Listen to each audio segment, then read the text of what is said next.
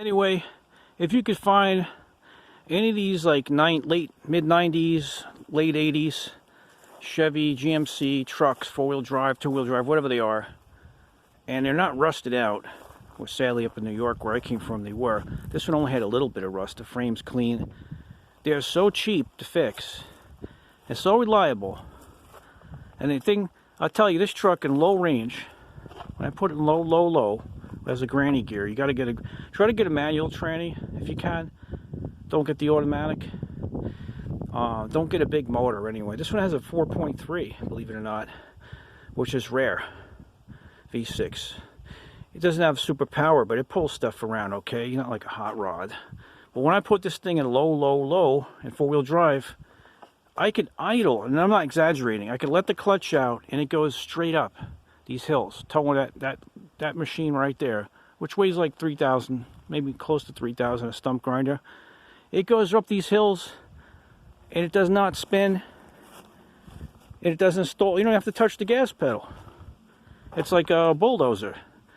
And it goes down the road 70. It drives beautiful. I mean, it really goes quiet down the road. It rides like a Cadillac. This is a GMC, so I'm going to get a headliner. There's no rust on this, and no real small body damage. Anyway, I'm doing the headlight switch. I fixed the tail lights and headlights, so I'm putting it back in. So easy and cheap to fix. Junkyards, recycling yards, I won't say junkyards, have tons of parts for these things. Just watch out for rot, along these boards. That's got a little spot there. Hardly anything, though. The frame is not rusted, really. It's the surface rust. It's nothing. It's not rotted. It's just light rust.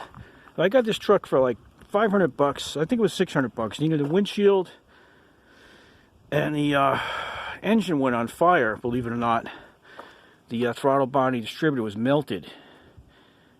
And so a guy was like, the motor's seized, it's no good. It turned out to be, I think it cost me like $50 to rewire the top of the motor and fix it. And it runs, I think one cylinder has a valve seal, or it fouls a plug once in a while. They put some junkyard motor in it, I don't know. The motor's, it's a 4.3, which is like simple, reliable. I found these rims from another truck with tires. And like I said, it's for a work farm truck. I mean, it's not like something you got to drive around. It's like a work truck, but for a carpenter or a cleanup guy. The problem is, get one from where there's no road salt. Sadly, it ruined everything up north. Anyway, I had to do a tribute to this truck in these years. And, some have air conditioning, of course. You get that fixed. But, I had Fords, and they just ride terrible. And they're all over the road. And I don't really like Fords anymore. I used to have them years ago. We have a whole pile back here. Look at this. Let me show you something funny. My friend, he has a whole pile of them, F-150s. Took the cab off. I'm going to put the cab back on this one, and he didn't cover the motor. The motor seized from rainwater. It's a 79 150. He's never going to finish these projects. Maybe I'll try to. I'd help him get the cab off, but the thing's too far gone now. So anybody needs any 78, 79 Ford parts, I got one back there. It's like a 70. I think it's like, that one's not in bad condition. A two-wheel drive one back there with a bed and parts. And you need any parts, let me know, in Virginia. And I got these two S10s. One's like an 85 and one's like a 1990. They're shot. That one runs good. It's got the junky 2.8 motor in it, but the tranny's gone. That one's, the motor's wiped.